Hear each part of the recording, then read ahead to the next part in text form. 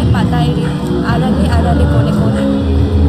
ঋতুরাজ, বসন্তের সৌন্দর্য যেমন প্রকৃতির চারিদিক এখন রঙিন, ঠিক তেমনই যেন রঙিন হয়ে উঠেছে দীক্ষামঞ্জুরির প্রতিটা কোণা কোণা। আমরা এখন রয়েছি দীক্ষামঞ্জুরির বসন্ত উৎসবের মহড়ায়।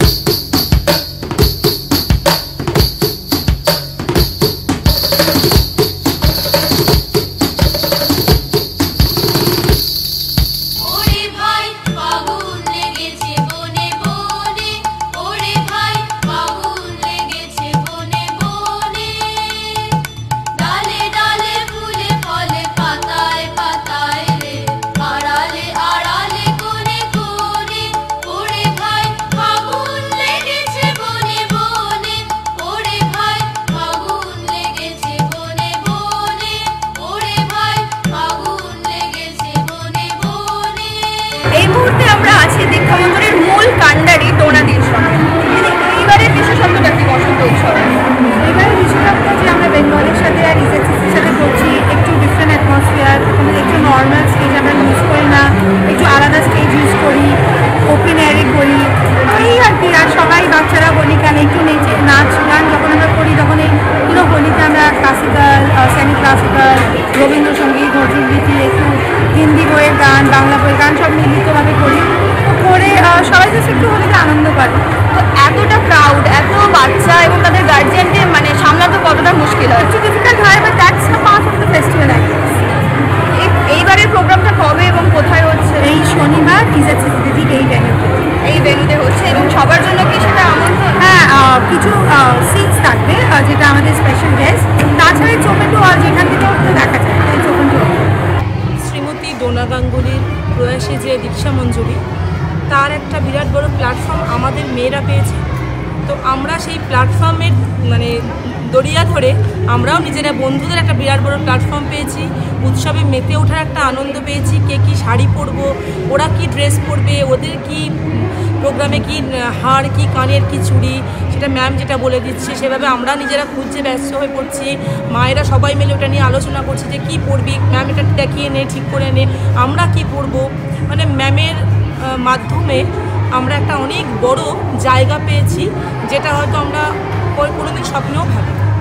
এইবারের যে বসন্ত উৎসবটা হচ্ছে দীক্ষামঞ্জুরিতে, এবারের বিশেষত্বটা কি? কীরকম ধরনের নাচ করা হচ্ছে?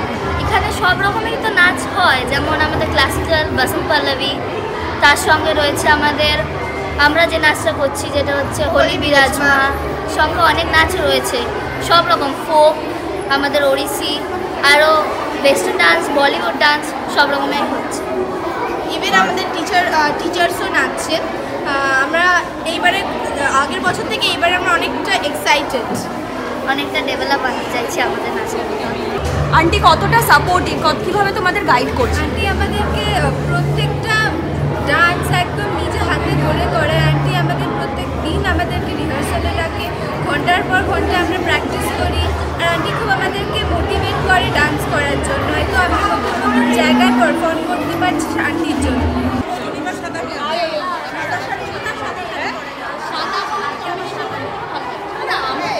এই যে বসন্ত উৎসবে দীক্ষামঞ্জুরির এরকম একটা ইনিশিয়েটিভ, এটার ব্যাপারে আপনি?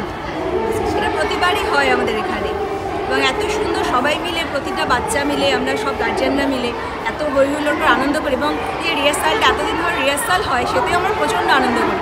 আর মেন দিনে তো আনন্দ করবোই।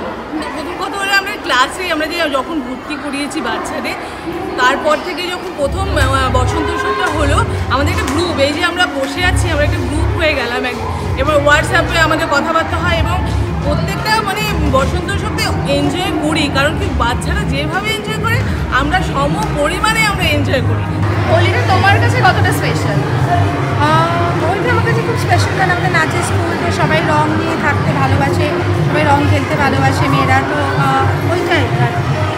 হোলিটা আমরা প্রত্যেকবার একটা না একটা কোথাও উৎসব করে থাকি, আমাদের বাড়িতে করি, নাহলে অন্য কোথাও।